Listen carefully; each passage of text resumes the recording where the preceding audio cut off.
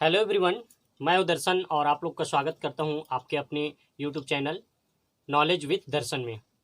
आज हम लोग एक नया चैप्टर स्टार्ट करेंगे जो कि केमिस्ट्री का क्लास 12 का चैप्टर 2 है, जिसमें आपका सॉल्यूशन है। तो इस चैप्टर में हम लोग सॉल्यूशन के बारे में देखेंगे। क्लियर? पिछले वीडियो में हम लोग कंप्लीट किए थे चैप्टर 1 को, जिसमें पार्ट 7 तक कंप्लीट हुआ है। लगभग इसमें सारे टॉपिक्स क्लियर हैं।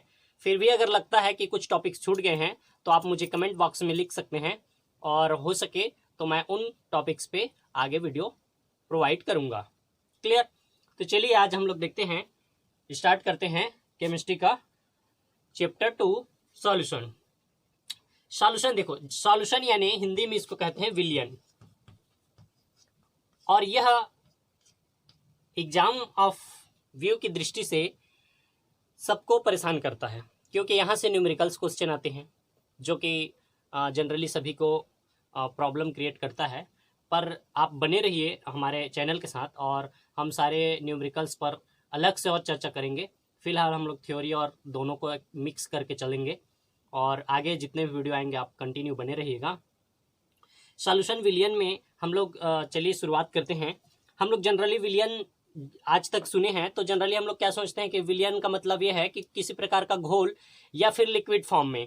परंतु आपको मैं बता दूं, विलियन केवल लिक्विड में नहीं होता, ये सॉलिड हो सकता है, ये लिक्विड तो होता ही है आप जानते हो, और ये आपका हो सकता है गैस। तो ये तीनों फॉर्म में होता है, ये नहीं कि केवल लिक्विड में होगा, तीनों फॉर्म में होता है। जैसे आप लोग देखे होंगे, अगर मैं लिक्विड की बात करें तो आप बहुत सारे एग्जांपल दे सकते हैं, है ना।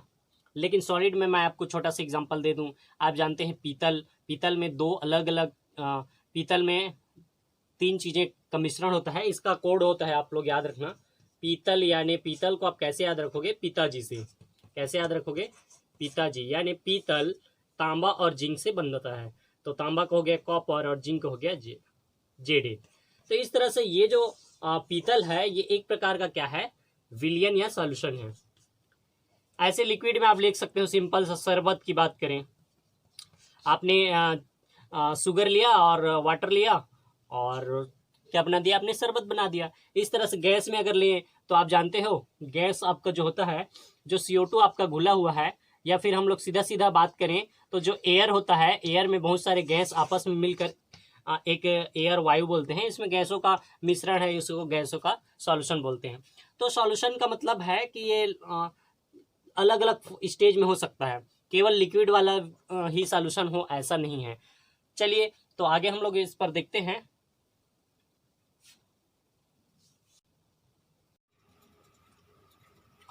चलिए तो हम लोग फर्स्ट टॉपिक पे चर्चा करते हैं, जनरल इंट्रोडक्शन ऑफ सॉल्यूशन। तो विलियन का जनरल इंट्रोडक्शन में हम लोग क्या देख सकते हैं?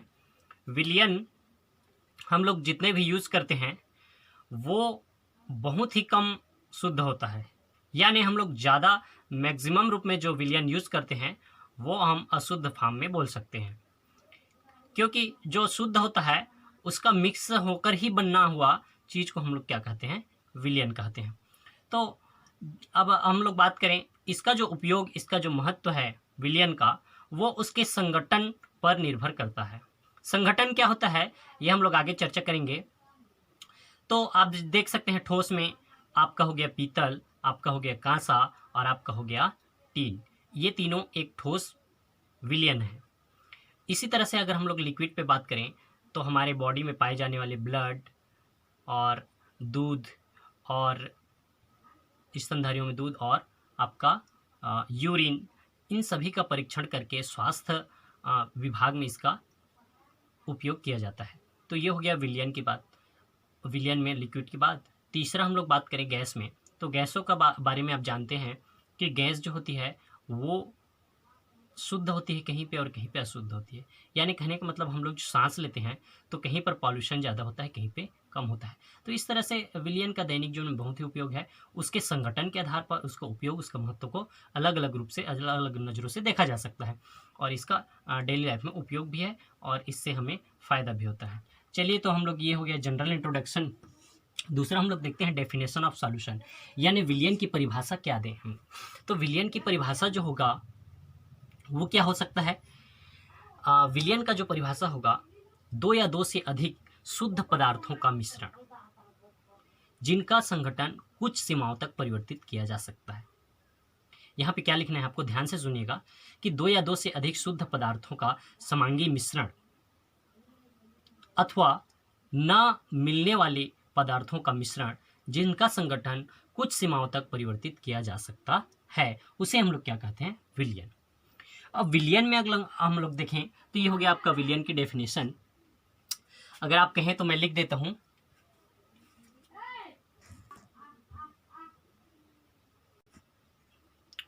तो ये इसकी परिभाषा इस प्रकार से हो सकती है, दो या दो से अधिक शुद्ध या आपस में क्रिया न करने वाले पदार्थों का मिश्रण होता है जिसका संघटन कुछ सीमाओं तक परिवर्तित किया जा सकता है। यानी दो या दो से अधिक शुद्ध पदार्थ या फिर आपस में क्रिया न करने वाले पदार्थों का क्या है, मिश्रण है। जैसे शुद्ध पदार्थ की बात करें तो हम लोग दो चीजें शुद्ध ले लेंगे, उसको मिला देंगे, उसका जो मिश्रण प्राप्त होगा वो सॉल्यूशन होगा। या आपस में क्रिया न करने वाले कोई दो पदार्थ होंगे, जैसे मैंने लिया चौक को मैंने वाटर में मिला दिया, तो चौक और वाटर कुछ हद तक तो मिलते हैं परंतु पूरी तरह से आपस में क्रिया नहीं करते हैं। तो इस प्रकार का जो सॉल्यूशन होगा वो क्या होगा, एक विलियन कहलाएगा। तो या तो शुद्ध पदार्थ होंगे या आपस में क्रिया ना करने वाले पदार्थ हो सकते हैं। क्लियर। तो जैसे हम लोग नमक को लेते हैं, नमक एक शुद्ध है और वाटर शुद्ध है, तो दोनों को मिक्स किए तो एक दूसरे में वो क्या कर लेते हैं, क्रिया कर लेते हैं। लेकिन अगर हम लोग चौक का डस्ट लें और वाटर लें तो वो आपस में क्रिया नहीं करेंगे, फिर भी दो चीज़ों का मिश्रण जो होना ही क्या कहलाता है, हमारा सॉल्यूशन कहलाता है। क्लियर। तो ये हो गया इसका डेफिनेशन। आगे हम लोग देखते हैं component of solvent, component of solution. तो कंपोनेंट ऑफ सॉल्यूशन में क्या होगा, कंपोनेंट ऑफ सॉल्यूशन में होता क्या है, देखिए चलिए कंपोनेंट ऑफ सॉल्यूशन को समझने के लिए मान लो मैंने एक बीकर लिया, इस बीकर में मैंने कुछ जल लिए, इस तरह से ये कुछ जल हैं, इसमें आप जानते हैं इस जल के साथ मैंने कुछ शुगर यहाँ पे ले लिया, शुगर का छोटा छोटा टुकड़ा, और इसको मैं धीरे धीरे आगे घोल कर एक सॉल्यूशन, एक विलियन बना दूंगा। तो ये इस पात्र में जो हमारा होगा वो क्या होगा, सॉल्यूशन होगा। तो आप बताइए इसमें कितनी चीजें मिला है। तो एक तो हमारा हो गया वाटर और दूसरा हो गया शुगर। वाटर और शुगर मिलकर हमारा एक क्या बन गए, कंपोनेंट कंप्लीट क्या बन गए, सॉल्यूशन बन गए। तो सॉल्यूशन में अब मान लो मैंने इसमें कहा कि मैं तीसरा चीज भी ले सकता हूं, मैंने इसमें थोड़ा सा क्या मिला दिया, नमक मिला दिया, यानी मैं ले लिया क्या, सॉल्ट ले लिया, सॉल्ट ले लिया। तो इस तरह से इसमें तीसरा चीज मिला देने से भी हमारा ये क्या है, सॉल्यूशन ही कहलाएगा। तो जो सॉल्यूशन होता है उसमें दो या दो से अधिक हो सकते हैं, तो उसकी संख्या के आधार पर इसको हम लोग मिनिमम कितने होंगे, दो होंगे। तो मिनिमम जब दो होंगे तो इसको क्या कहेंगे, द्विअंगी कहेंगे। इसको क्या कहेंगे, द्विअंगी या बाइनरी बोलेंगे, बाइनरी। अगर इसमें तीन चीजें मिला हो जैसे वाटर, शुगर और सॉल्ट, तो उसको क्या कहेंगे, त्रिअंगी कहेंगे, यानी टर्नरी बोलेंगे, टर्नरी। और अगर इसमें फिर चार है तो चतुअंगी, यानी कि क्वार्टरनरी, इंग्लिश में इसको बोलेंगे क्वार्टरनरी। तो इस तरह से द्विअंगी, त्रिअंगी, चतुअंगी बोल सकते हैं उसके कंपोनेंट की संख्या के आधार पर, है ना। तो ये हो गया आपका इसके कंपोनेंट की संख्या के आधार पर इसको हम लोग अलग अलग बोल सकते हैं। तो चलिए आपको मैं कुछ बातें बताता हूं कि मान लो इसमें अगर 5 रहा तो क्या बोलोगे, पचरंगी, 7 रहा तो सतरंगी। तो आप लोग बोल सकते हैं, जितना भी होगा वो आपके ऊपर डिपेंड करता है कि आप किस तरह से लेंगे। तो चलिए यहाँ पे पचरंगी, सतरंगी बहुत सारे हो सकते हैं, विलियम ने आप जितना चाहो आप मिला लो, आपकी मर्जी है। क्लियर। तो चलिए आगे हम लोग देखते हैं। ये हो गया कंपोनेंट ऑफ सॉल्वेंट। तो आपको मैं इसमें दो चीज में इसको डिवाइड करके बता देता हूं। तो मेन अगर हम लोग विलियन में देखें तो मुख्य रूप से हम इसको दो ही चीजों में बांटेंगे। एक होता है सॉल्यूट और एक होता है आपका सॉल्वेंट। यानी एक हुआ विलेय और दूसरा हुआ विलायक। ये दो ही चीज होते हैं। तो सर अभी आपने बताया कि द्विअंगी त्रिअंगी बहुत सारे होते हैं, फिर आप यहाँ पर बता रहे हैं कि दो ही होते हैं, तो इस पर आप कंफ्यूज मत होइएगा। यानी यहाँ पे इसका होना एक अनिवार्य है और ये दो तीन मिला सकते हैं विलेय। जैसे हम लोग इसमें वाटर, हमने एक शरबत का लिया तो इसमें वाटर जो होगा वो क्या होगा, विलायक होगा। और आप इसमें फिर शुगर ले लो, इसमें आप सॉल्ट ले लो, जितने भी ले लो वो यहाँ पे अलग अलग हो सकते हैं। आप यहाँ पे इस तरह से मिला सकते हैं। तो कुल मिलाकर बहुत सारे होंगे, लेकिन उसका मुख्य जो कंपोनेंट या उसका जो मेन वैल्यू की बात करें तो एक को हम लोग बोलेंगे विलायक सॉल्वेंट और बाकी जितने भी होंगे उसको हम लोग क्या बोलेंगे, विलेय या सॉल्यूट बोलेंगे। क्लियर? तो मुख्य रूप से हम लोग दो ही चीज की बात करेंगे। तो सॉल्वेंट और सॉल्वेंट का पर डेफिनेशन कैसे हम लोग देख सकते हैं। तो सॉल्वेंट और सॉल्यूट का डेफिनेशन देखिए। तो इसमें दो ही चीजें होती हैं, सॉल्वेंट और सॉल्वेंट। सॉल्वेंट और सॉल्यूट आपस में एक दूसरे में समाकर क्या बना लेते हैं, विलयन बना लेते हैं। तो विलयन के घटक एक दूसरे में ये विलयन बनने के प्रक्रम कैसे होता है, तो प्रक्रम को थोड़ा सा समझिए। आप लोग पिछले चैप्टर में पढ़े हैं कि जब क्रिस्टल बनता था या कुछ, तो एक वहाँ पे बीच में क्या होती है, रिक्तियाँ या वॉइड्स होती हैं। तो ये जो विलेय और विलायक हैं ये एक दूसरे के रिक्त स्थानों में क्या हो जाते हैं, समा जाते हैं या वितरित हो जाते हैं या डिस्पर्स हो जाते हैं। तो उसके तहत ये प्रक्रम होता है और क्या बनता है, आपका सॉल्यूशन बनता है। यानी एक दूसरे के जो खाली स्थान बचते हैं उसमें समा जाते हैं तो वो मिक्स होकर आपका क्या बन जाते हैं, सॉल्यूशन या विलयन बन जाते हैं। तो चलिए हम लोग विलेय और विलायक के परिभाषा कैसे देखें। तो विलयन का वह घटक जो कम मात्रा में उपस्थित हो उसे क्या कहेंगे, विलेय कहेंगे। एक डेफिनेशन याद रखना, विलयन का वह घटक जो अधिक मात्रा में उपस्थित होता है उसे विलायक कहते हैं। विलयन का वह घटक जो कम मात्रा में उपस्थित होता है उसे विलेय कहते हैं। एक तरह इस तरह से परिभाषा दे सकते हैं। दूसरा परिभाषा आप क्या दे सकते हैं कि विलयन का वह घटक जो विलेय के कणों को अपने में वितरित कर लेते हैं विलायक कहलाते हैं। दूसरा, विलयन का वह घटक जो विलायक में वितरित हो जाते हैं उसे क्या कहते हैं, विलेय कहते हैं। क्लियर?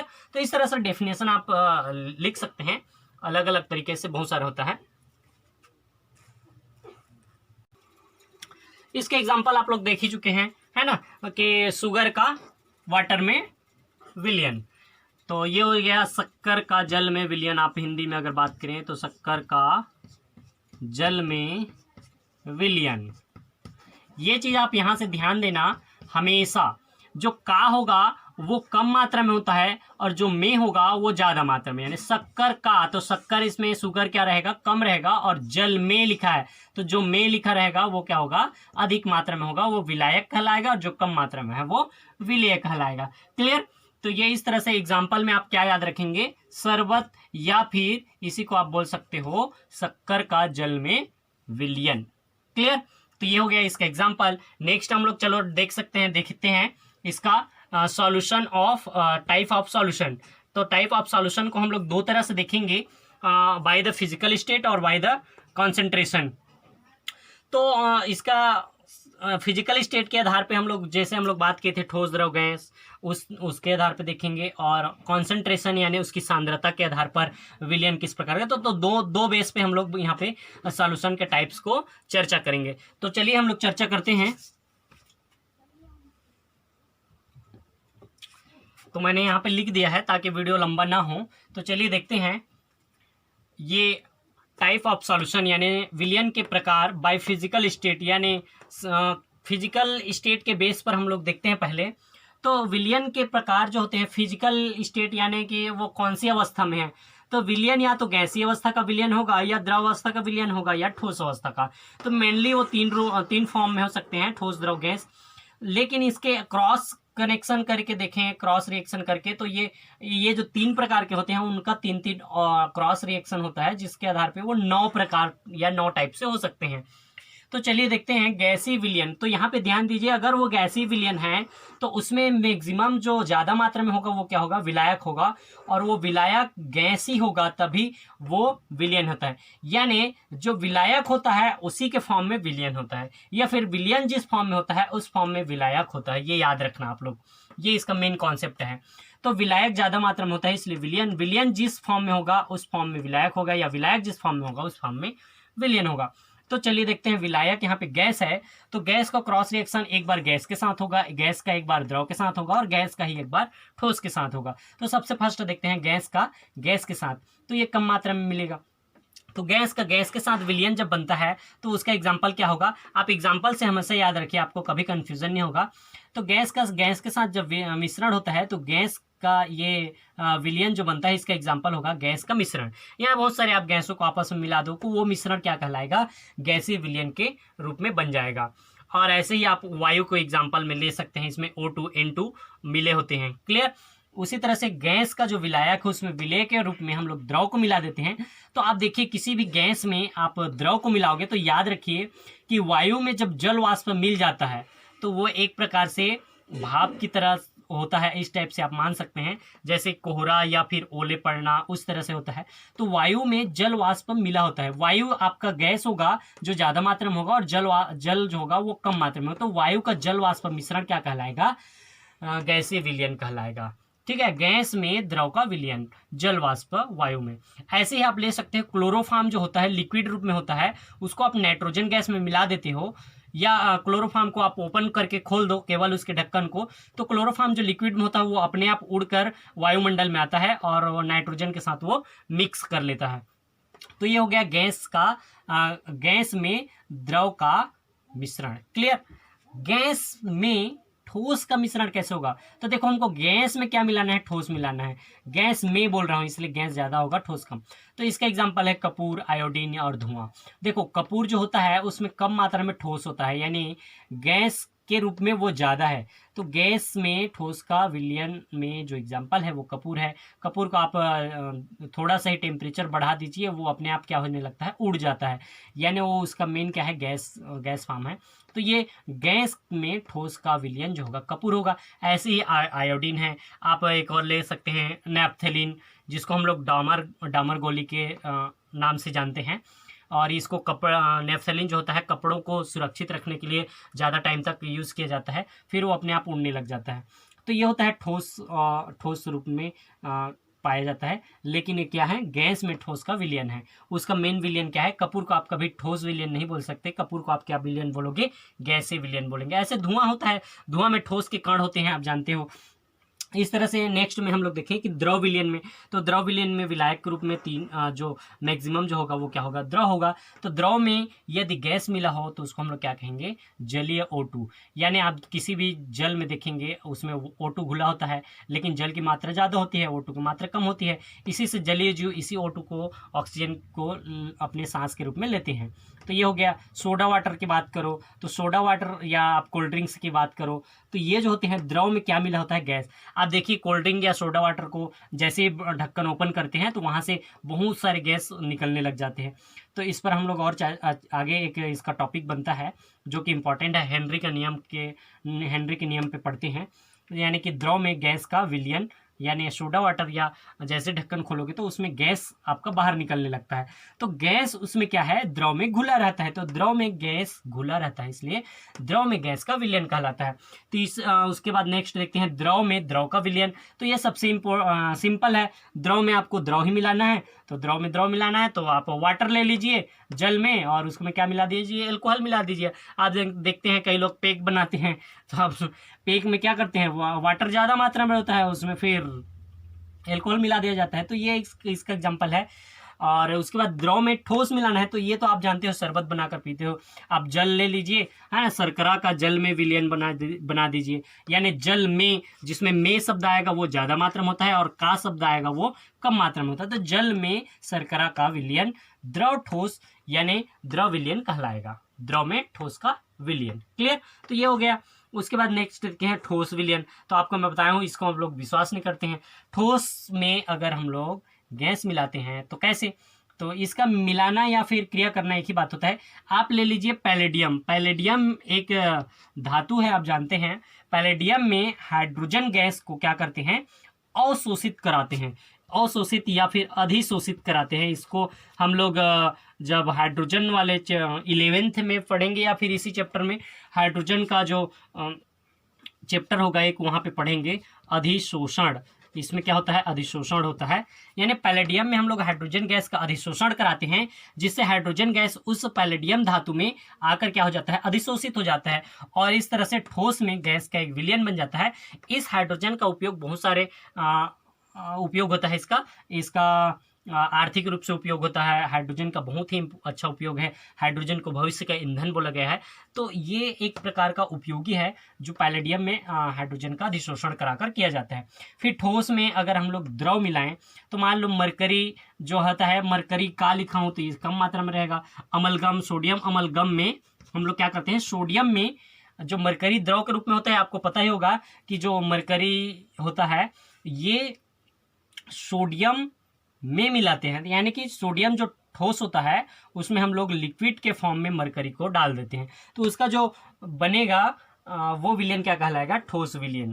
क्लियर। यहाँ पे ध्यान दीजिएगा, सोडियम ठोस है और उसमें हम लोग लिक्विड फॉर्म में मरकरी को लेते हैं। एक मात्र ऐसा धातु है जो क्या होता है, सामान्य अवस्था में द्रव फॉर्म में पाया जाता है। याद रखिएगा इसको, मरकरी। उसके बाद लास्ट है आपका ठोस में ठोस का विलयन। तो ठोस में ठोस का विलयन पीतल, आपको बताया कि तांबा और जिंक मिलाकर पीतल बनता है। कांसा में आप ले लीजिए, कांसा में आपका हो जाए कॉपर और टीन, टीन SN इनका होता है, और इसका बताया मैं कॉपर और जिंक, ठीक है। और सोना जो होता है, सोना शुद्ध फॉर्म में हो तो बहुत ही मुलायम होता है, तो इसको हार्ड करने के लिए क्या करते हैं, उसमें कुछ मिलाया जाते हैं। 24 कैरेट जो सोना होता है वो एकदम शुद्ध होता है, बाकी 22 उससे कम होते होते आता है। तो इस तरह से ये विलयन का मेनली 3 प्रकार के होते हैं, लेकिन उसका क्रॉस रिएक्शन करके वो 9 टाइप से हो सकते हैं। तो ये हो गया बाय द फिजिकल स्टेट। ये फिजिकल स्टेट के रूप में 3 ही होते हैं, या तो गैसीय सॉल्यूशन होगा, या लिक्विड, या फिर वो सॉलिड सॉल्यूशन होगा। क्लियर। आगे हम लोग देखते हैं by the concentration. Concentration base पे हम लोग चलिए आगे देखते हैं। कॉन्सेंट्रेशन बेस पे क्या होगा, इसको मैं फिर से लिख देता हूं ताकि वीडियो लंबा ना हो। क्लियर। चलिए तो मैंने यहाँ पे लिख दिया है ताकि वीडियो ज़्यादा लंबा ना हो। देखिए, हमने अभी देखा फिजिकल स्टेट के आधार पे, अब हम लोग देखते हैं कॉन्सेंट्रेशन यानी सांद्रता के आधार पर। सांद्रता जो शब्द होती है वो विलय की मात्रा को दर्शाता है। आप लोग इसको अच्छे से ध्यान से याद रखिए कि विलयन में 2 चीज होता है, एक विलय होता है और एक विलायक होता है। विलायक जो ज्यादा मात्रा में होता है और विलय जो कम मात्रा में होता है। तो विलायक यानी जैसे मान लो हम लोग एक बीकर लेते हैं, इस बीकर में हम लोग वाटर ले लिए, वाटर ये ले लिए, और हम लोग इस बीकर में वाटर लेने के बाद मात्र क्या लेते हैं, 1 चम्मच इसमें हम लोग लेते हैं नमक। तो ध्यान रखिएगा कि इस एक पूरे भरे हुए बीकर में हम लोग थोड़ी सी 1 चम्मच मात्रा में 1 चम्मच में हम लोग क्या लेते हैं, नमक लेते हैं। तो नमक जो होगा वो विलय होगा और जो विलायक होगा वो वाटर यानी कि पानी होगा। क्लियर। तो आप इसमें कभी चाहो तो 1 चम्मच घोल सकते हो, कभी चाहो तो 10 चम्मच घोल सकते हो, आपकी मर्जी है। आप चाहो तो पानी की इक्वल भी ले सकते हो। तो ये उसके फिर भी हम लोग जब इक्वल होता है तो हम लोग वाटर को ही क्या बोलते हैं, विलायक बोलते हैं। तो चलिए देखते हैं इसके कॉन्सेंट्रेशन यानी सांद्रता। सांद्रता जो शब्द है वो किस पर डिपेंड करता है, विलय पर डिपेंड करता है। यानी आपने उसमें कितना विलय की मात्रा को लिया। तो चलिए इस बेस पे हमारा होता है 1, 2, 3, 4 और 5। ठीक है। तो सबसे पहले जो होता है सांद्र विलयन। सांद्रता के आधार पर पहला विलयन क्या कहलाएगा, सांद्र विलयन। सांद्र विलयन का मतलब होता है कि इसमें जितना घुलना चाहिए नमक वो लगभग उतना गाढ़ा होता है। सांद्र एक तरह से आप गाढ़ा समझ लीजिए, गाढ़ापन, और तनु मतलब उसका क्या हो जाएगा, अपोजिट। ये एक दूसरे का अपोजिट है। तो चलिए इसका डेफिनेशन क्या होगा कि सांद्र विलयन वे विलयन हैं जिनमें विलय की मात्रा अत्यधिक होती है। यानी बहुत मात्रा में उसमें क्या होता है, विलय होता है। जैसे इसमें बहुत सारे हमने वाटर में बहुत सारे हम लोग शुगर ले लेते हैं, हम लोग चलिए हम लोग इसमें क्या लेते हैं, शुगर यानी शक्कर मिला देते हैं। तो अगर हम लोग उस शक्कर की मात्रा को बहुत अधिक लेते हैं तो वो विलयन क्या कहलाएगा, सांद्र विलयन। क्लियर। और यदि इसका जस्ट अपोजिट हो जाएगा, वे विलयन जिनमें विलय की मात्रा बहुत कम हो तब वो क्या कहलाएगा, तनु विलयन। यानी जब उसमें विलय की मात्रा कम हो, पतलापन हो, तो उसको हम लोग क्या कहेंगे, तनु विलयन। क्लियर। ये दोनों एक दूसरे का अपोजिट याद रखना, और ये दोनों फिर एक दूसरे का अपोजिट होंगे। जैसे तो ये संतृप्त विलयन क्या कहेंगे, तो वे विलयन जिनमें किसी निश्चित ताप पर, यहाँ पे ध्यान रखना निश्चित ताप पर बोला है, निश्चित ताप पर विलय की और अधिक मात्रा घोली ना जा सके। तो चलिए मैं इसको एक बार और फिर से बताता हूँ। सबसे पहले सांद्र विलयन, इसमें मैंने मान लो 10 चम्मच मिलाया तो वो क्या कहलाएगा, सांद्र विलयन। इसमें मैंने अगर 1 चम्मच मिलाया, शक्कर घोला, तो वो क्या कहलाएगा, तनु विलयन। अब मैं बात करता हूं कि इसकी जो मान लो तापमान है 25 डिग्री है, इसको मैं गर्म नहीं करूंगा और ना ही इसको ठंडा करूंगा। इस वाटर को मैं सामान्य तापमान पे रखूंगा 25 डिग्री में, क्योंकि यहाँ पे निश्चित ताप की बात करता है। तो चलो मैंने कितना रख दिया, इसको 25 डिग्री सामान्य ताप में रख दिया। अब 25 डिग्री सामान्य ताप में मैं इसमें कितनी मात्रा शक्कर का घोल सकता हूं, तो जितना ज़्यादा मैं घोलते जाऊंगा, एक स्थिति ऐसी आएगी कि उसमें और शक्कर डालने से वो नहीं घुलेगा। तो मान लो वह कितनी चम्मच है, मान लेता हूं मैं, वह है कि 12 चम्मच। ठीक है, तो इस विकर में मैं 12 चम्मच शक्कर घोलता हूं तो वो क्या बन जाता है, संतृप्त विलयन बन जाता है। एक एग्जाम्पल के तौर पे कि मैंने उसमें 12 चम्मच शक्कर मिलाया और उसके ताप को निश्चित रखा है, ना ही मैं उसको गर्म कर रहा हूँ, ना ही उसको मैं ठंडा कर रहा हूँ, एक निश्चित ताप पे रखा हूँ और उसमें मैंने 12 चम्मच शक्कर मिलाया। अब जैसे ही मैं उसमें 13 चम्मच घोलने का प्रयास करता हूँ तो उसमें और नहीं घुलेगा, केवल 12 चम्मच तक ही घुल सकता है। एक बीकर में जितना पानी होता है उसमें 13 चम्मच जब डालूंगा तो वो नहीं घुलेगा। तो इस परिभाषा को एक बार और देखिए, वे विलयन जिसमें किसी निश्चित ताप पर विलय की और अधिक मात्रा घोली न जा सके, यानी 13वें चम्मच और नहीं घोला जा सकता, तब वो क्या कहलाता है, संतृप्त हो चुका है। 12 चम्मच में वो क्या हो गया है, संतृप्त हो गया। असंतृप्त, तो असंतृप्त का मतलब है कि जब तक वो 11वें चम्मच तक रहेगा तो वो असंतृप्त कहलाएगा। यानी इसका परिभाषा सेम टू सेम हो जाएगा इसके अपोजिट में, वे विलयन जिसमें किसी निश्चित ताप पर विलय की और अधिक मात्रा घोली जा सकती है। इसमें घोली नहीं जा सकती थी क्योंकि इसमें 12 चम्मच कंप्लीट हो गया था, तो 12 चम्मच होने के बाद इसमें घोली नहीं जा सके तो वो संतृप्त, और इसमें घोली जा सकती है तो यहाँ पे हम लोग बात करें 5 चम्मच, 6 चम्मच, 7, 8, 9, 10, यानी जितने भी उसमें रहेगा, जब तक वो 11 चम्मच तक रहेगा तब उसमें और 1 चम्मच घोली जा सकती है।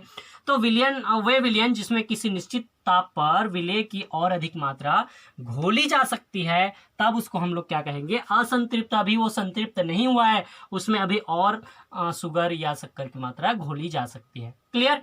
तो जब तक और घोली जा सकती रहेगी वो असंतृप्त कहलाएगा, वो संतुष्ट नहीं है, असंतुष्ट है, उसमें और घोल सकते हो। क्लियर। तो ये हो गया, ये दोनों एक दूसरे के अपोजिट है। उसके बाद अति संतृप्त, तो अति जब शब्द जुड़ता है तो आप जानते हो वो संतृप्त से और क्या है, अति संतृप्त है। तो मैंने अभी बताया कि उसमें और नहीं घोली जा सकती। फिर इसमें परिभाषा में देखिए, अति संतृप्त में वे विलयन जिसमें विलय पदार्थ की मात्रा संतृप्त विलयन से अधिक होती है। तो मैंने यहाँ पे संतृप्त विलयन में क्या बोला था कि नहीं घोली जा सकती, तो यहाँ पर नहीं घोला जा सकता तो और कहाँ से संतृप्त विलयन से अधिक आ गया, है ना। तो यहाँ पर ध्यान दीजिए कि ये निश्चित ताप पर था, लेकिन इस विकर को आप अचानक से ठंडा कर देते हो तो उसमें 12 चम्मच के बाद भी 1-2 चम्मच उसमें और घोल सकते हो, तब वो संतृप्त विलयन से क्या हो जाएगा, अधिक हो जाएगा। क्लियर। संतृप्त विलयन से अधिक हो जाएगा, और यह स्थिति विलयन को तेजी से ठंडा करने पर आता है। यानी इस विलयन को हम लोग तेजी से ठंडा करें तो 12वें के बाद एक 13वें चम्मच भी घोल सकते हैं, यानी संतृप्त विलयन से अधिक रहेगा तो वो क्या कहलाएगा, अति संतृप्त कहलाएगा। क्लियर।